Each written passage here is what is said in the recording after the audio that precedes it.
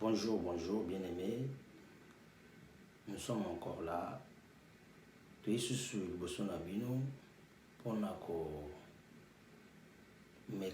exprimer. C'est la continuité, ce qu'on avait parlé précédemment par rapport à la soutien aux nos enfants, la soutien près des orphelins.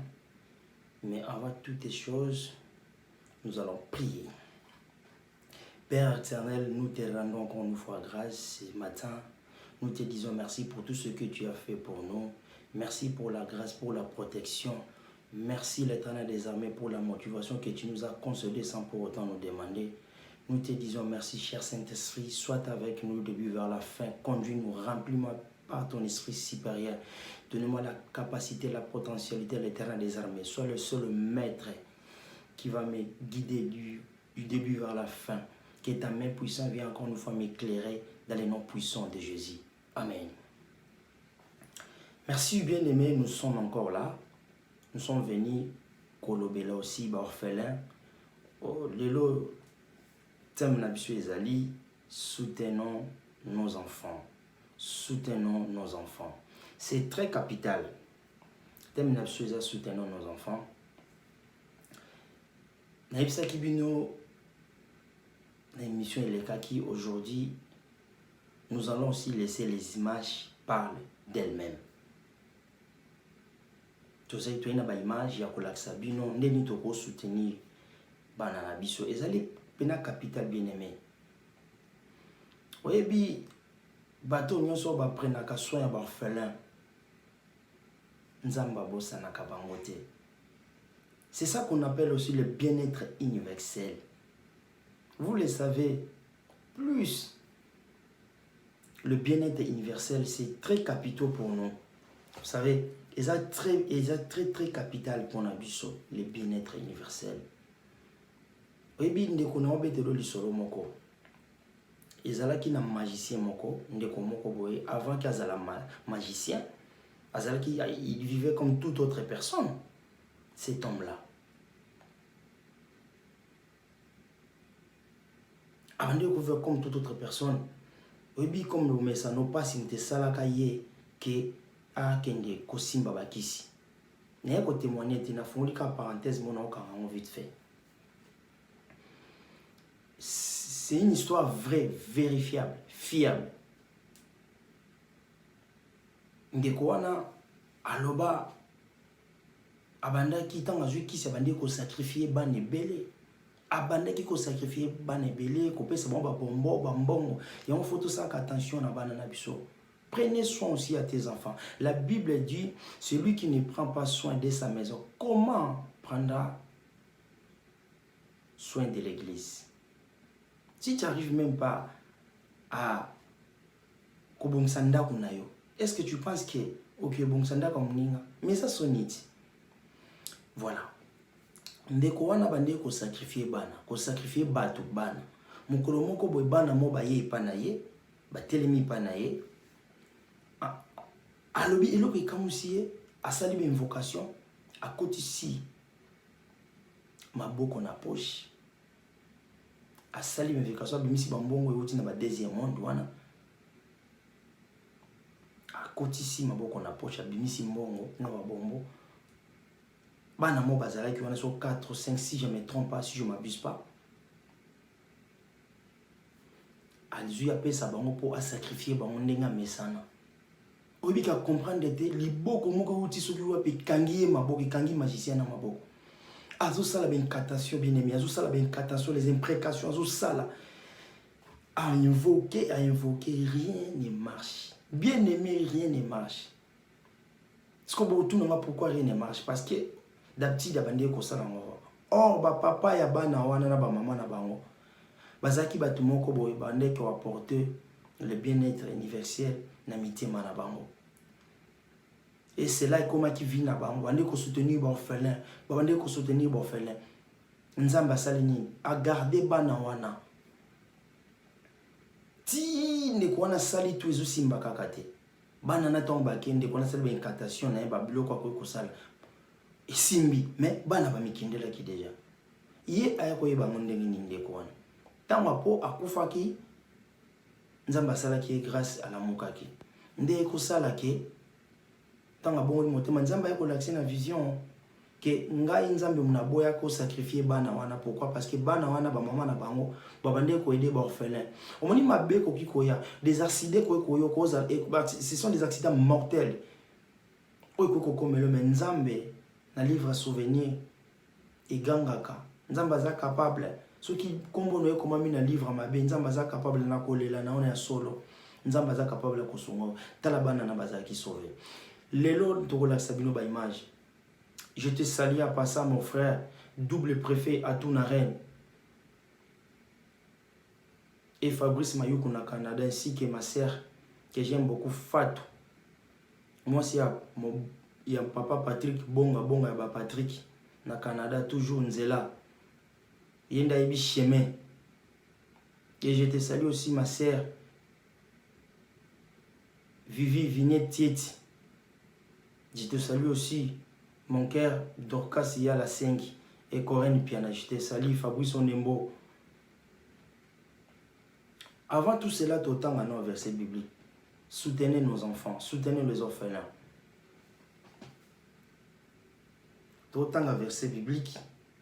Parce que, biso le barana ba preuve où ils ont la Bible. Donc, nous poser maintenant fondement.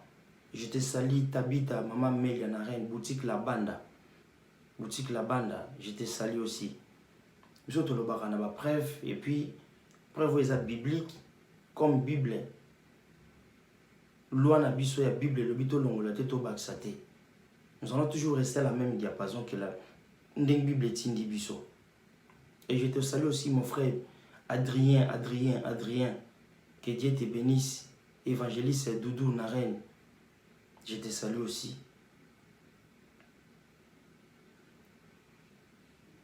Total pour Bible le bina biso.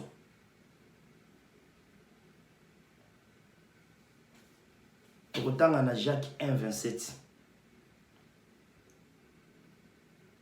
Qu'est-ce que la Bible nous dit?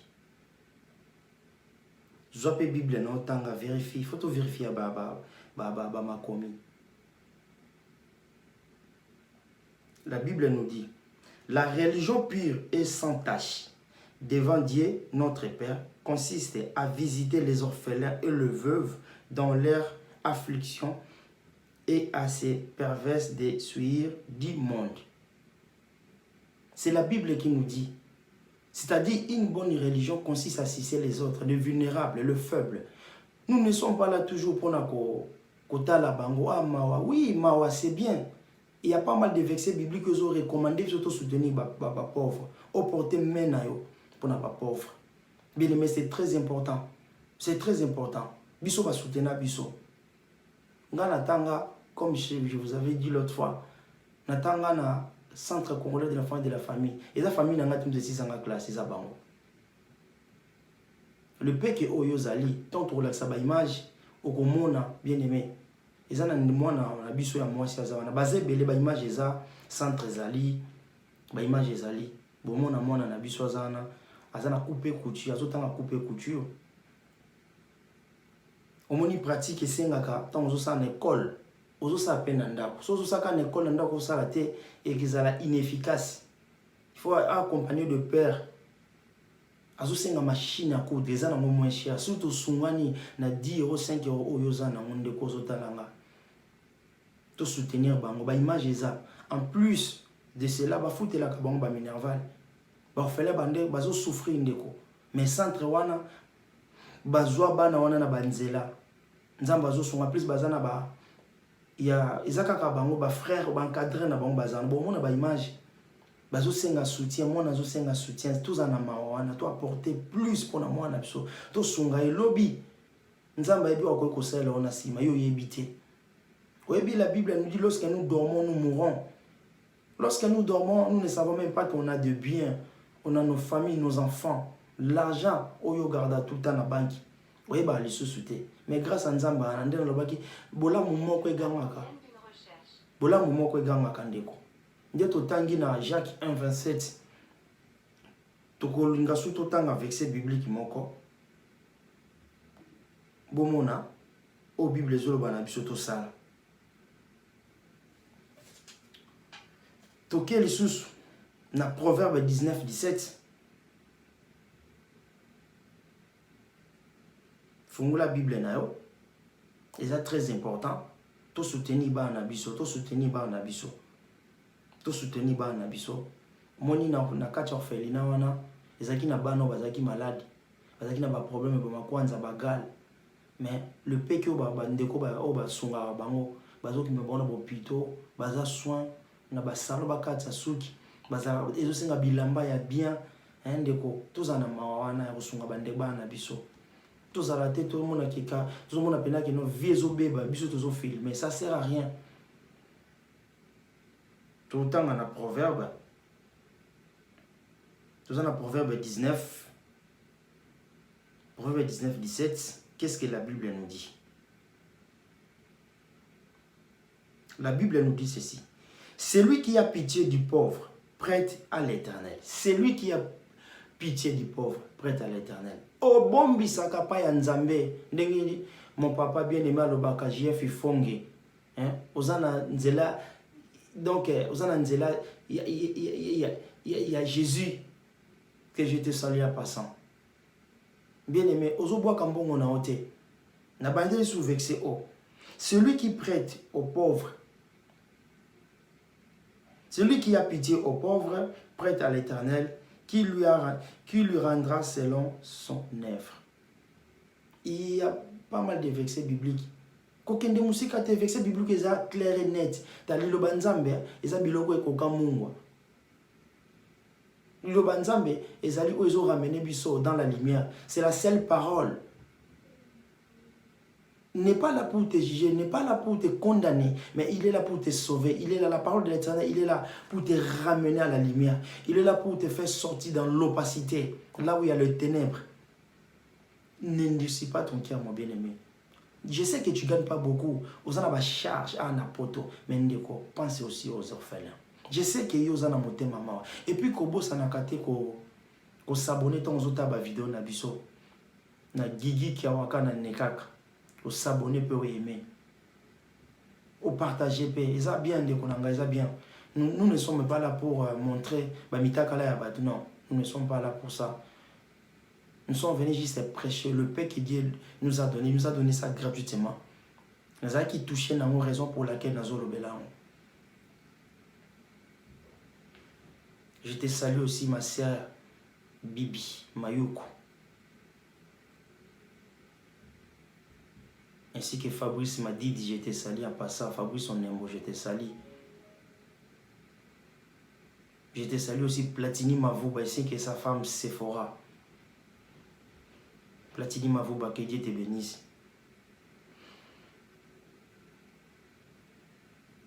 Soki Tokiti Mouké.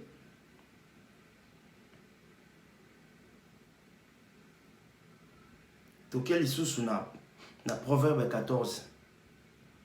31, qu'est-ce que la Bible nous dit? La Bible nous dit ceci. Opprime les pauvres, c'est outrager celui qui l'a fait, mais avoir pitié des indigènes, c'est honorer, pardon. Qu'est-ce que la Bible nous dit? Opprime les pauvres, c'est outrager celui qui a fait, mais avoir pitié de l'indigène, c'est honorer. Et ça, très capital, bien aimé. Donc, ceux qui te bandent qu'autant, vous le il y a pas mal de versets bibliques, ils ont dit d'abisso, tout salango. Ils ont dit d'abisso, recommandé d'abisso, tout salango, bien aimé. Le long, tu as l'accepté nos images, pour mon abana, tu as l'accepté nos images, pour mon abana, bazana bosenga ebele. Bazana bosenga, moni. Il faut avoir un cœur à supporter. Comme la Bible nous dit, la Bible stipule, l'amour supporte tout. L'amour supporte tout. Merci bien aimé, vous toujours partagé, vous s'abonner. Merci bien aimé, na soutien na yo, que Dieu te bénisse, que Dieu te garde. Nzamba zala na yo, biso tout ça orphelin. Basali biso mabete. Pourquoi tout ça ba na biso mabete? Na lobite que yo sala ba mabete. Mais le peu que yo gagna ka penser. Ta natanga na ndeko moko boye. Na pession bote bisiko zali Arnold Kapanda. Arnold Kapanda n'a pas su un puisque vous alliez, ainsi que mon camarade j'aime beaucoup, Jérémy Donda. Jérémy Donda, que Dieu te bénisse. Jérémy Donda, que Dieu te bénisse.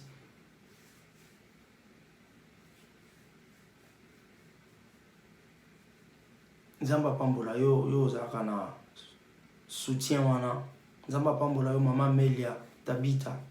Namona ba Eva Salaka, raison pour laquelle n'a pas son combat Tabita. Nzamba pambola malgré l'ingavate balobela. Et je te salue aussi mon frère, la famille Missambo. Grâce Missambo, Jenny Missambo, je vous salue. Que Dieu vous bénisse. Et Christian Ipembele, je vous salue. Je salue aussi ma sœur Bisbi, je vous salue en passant. Nzamba Mona Bino et Dadi Toulengana, je te salue aussi.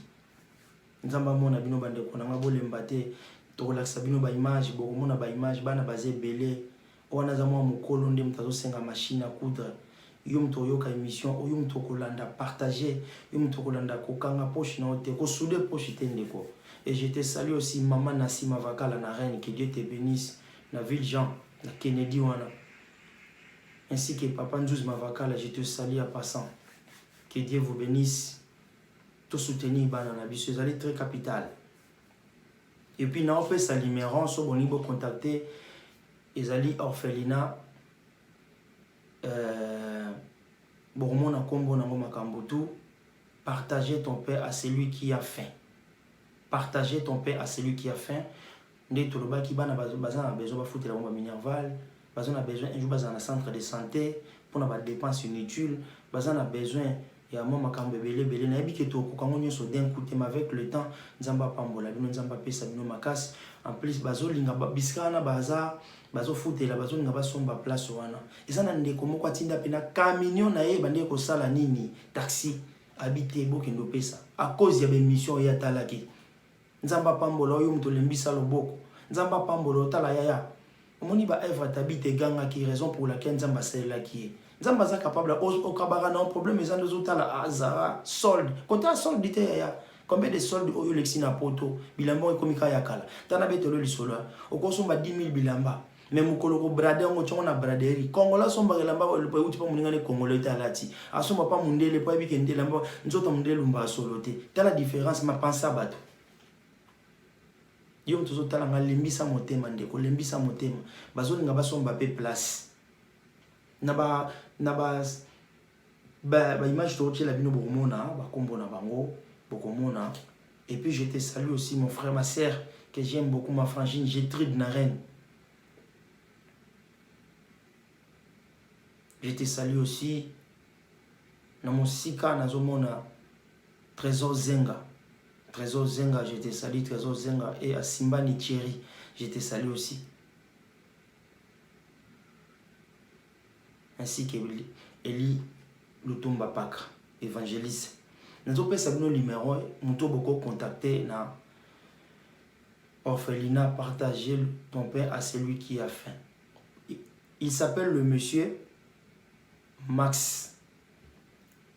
Plus 243, c'est à Kinshasa, 89, 64, 80, 627. Je répète, plus 243, 89, 64, 80, 627. Si vous contactez, vous rejoignez pour avoir des détails, des informations. Mais, na koti kabino mukie, bota la ba vidéo et puis toko na kopé ça un peu bambote na sima na bandeko bazota la biso bolemba te pona ko partager to soutenir ba na biso bazawana bango nde bazali l'avenir du demain. C'est notre futur. Mon ba verset biblique to tangeza beli yana beaucoup. Et puis pour na lelo to suka nanu awa. Et puis bota la ba image, bo savourer ba image bo mona. Et puis donc on continue mission à Bissau. Que Dieu vous bénisse suivant nos images.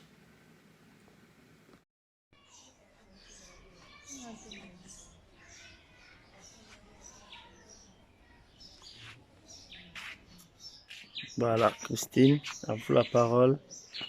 Bonjour. Bonjour, ngande ya baleki nanga, onyos tu baleki nanga. Nga na sala couper couture, nana besoin ba machine, donc nana besoin na un atelier. Donc kaming te pe to linto longwa awa, toza besoin lupangu, donc besoin lupangu, toza besoin to ki sika mo ya propre, place mais ezalaka bien, donc koto mais za passe makasi. OK. Na pesi na lobepa baleki. Allez, salut, bonjour. Bonjour.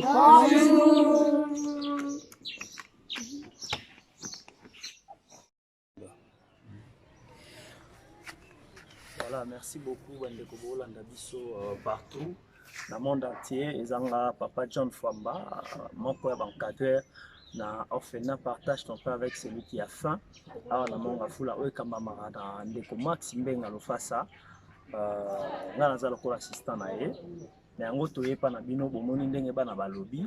Toza na posa ya kolukela bango lopango. Lopango tozali awa na monga fula baoteka yango lopango.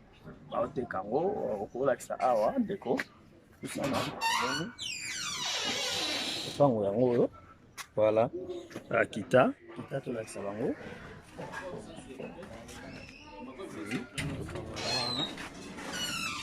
Voilà, kita. Pango nyonso oyo baoteka yango na yango wana biso lokola bakambi kusana ndeko kusana zonga pembeni wi biso lokola bakambi toza na posa bato baosunga biso baotia biso maboko mpona tosomba lopango ekozala malamu mingi.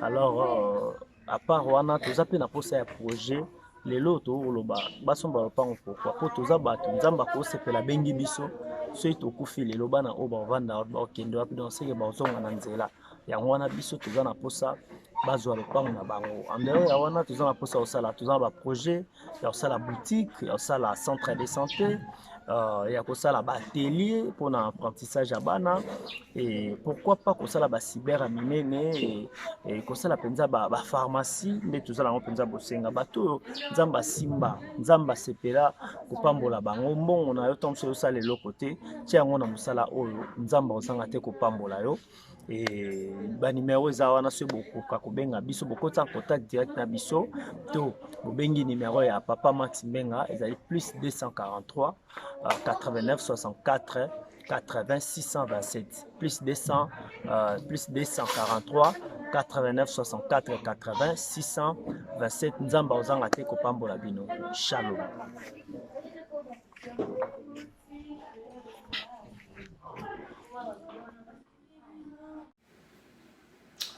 ndenge tolobaki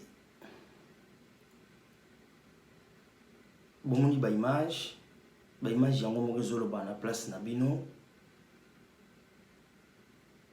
kokanga motema te ndeko na nga baimage eza ebele me tolakisa bino ka baimage oyo mibale ya bana na biso bazotanga baza scolarisé bango la plupart batanga na école privée na école ya l'état te esengaka baminerval ezosenga baminerval tozwa soin bana na biso nzambe apambola yo. Je te salue aussi ma belle sœur Naomi Lesole.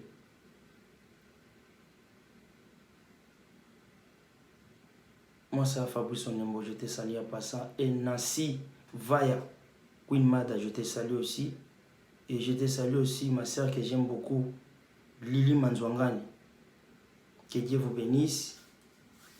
To soutenir Banana Biso, to soutenir Banana Biso, to soutenir Bango, to soutenir Bango, to soutenir Bango. Et ça peut sous na orphelinat moko alendele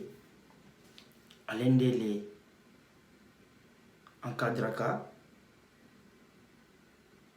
musala ezomonana baimage ezali malgré na tozwi yango te mais musala ezomonana ndeko wana azosala mosala avec toutes les franchises. Il y a la véracité là-dessus. Nzambazo Sunga. Et puis voilà. Par exemple, quand cadre bana, Nzambazo Sunga, ils ont mon ami sur bateau. kokanga motema te yaya yo mutu oza na bilamba oyo osalelaka te surtout ze ya sika babilamba ezali tosoutenir bana nayebi kosala yango mesa ezosenga te biso nde toloba nayebi kosala yango e ma sœur napesi yo mbote na mosika Fatou napesi yo mbote na mosika mama na Faena ainsi que mon beau-frère Patrick Bonga ba Patrick, que Dieu vous bénisse. Trésor Nzakimona, que Dieu vous bénisse. Numéro Alain de les Ali, plus 243 99 27 94 70 3 Nasuka. Nabandeli, plus 243 99 27 94 70 3 Nasuka. Et Nabato ba éviter Zali 99 27 94 70 3 Nasuka. Donc que Dieu vous bénisse. Bino mbozo landa bémission na biso yaya to partager to zela l'état té dans l'état congolais azana pe sakana pe ya des fois mais bato bazaka liboso ndi bazamabe to zanto soutenir bana biso ba fele bazo souffrir ya koyoka kama na motema te tala biso ba chrétien to za bato mongonsu na lobela temo ba chrétien ba kabarate chrétien zo préférer mbongo na e akechango mabonza na église mais zo mona mutu azo souffrir et le belelo otin ingolo bateke so pesi mutu wana mbongo no chima bonza te ndo pesi mabonza et cause la kutu plus que wana raison pour laquelle bible zoloba kolinga te nzamba benga mbongo no superflu et comme lokola liboso mama wana o apesa ka ba pesi mibale ba pesa ki ebele mais nzamba ba bonza na Jésus abi bambongo obino boche eza superflu parce que opesi on a motema na oteta obi loko zo pesa zo salo passe. Il y a aussi une considération là-dessus. Tout soutenir bana biso, tout soutenir bana biso. Bisbi, maman Bisbi tout soutenir bana biso. Et puis je te salue aussi Patrick et Pezo. Mobali ya mama Jenny Pezo. Na pesi mbote na musika si que sasa. Mobali ya mama Lauriane Sasa. Je te salue à passant. Que Dieu vous bénisse. Et puis pour la suite, concernant notre témoignage, nous continuons au Lelo, bon, le deuxième épisode Lelo. Que Dieu vous bénisse. Yom tozotala, ba image le belo quand même quelque chose, ba image vous allez ressaisir, ba image et toucher mon thème na yo. Je sais que le Saint-Esprit là est là pour t'accompagner. Le Saint-Esprit est là pour te toucher profondément. Que Dieu vous bénisse. Nzamba mon abino. Na pesimbote boutique la banda Mama Emelia. Que Dieu vous bénisse na Colombie. Bokende wana bomona ba produit nyonso bozana ngo besoin. De l'autre souki awa à la prochaine. Merci. Ciao.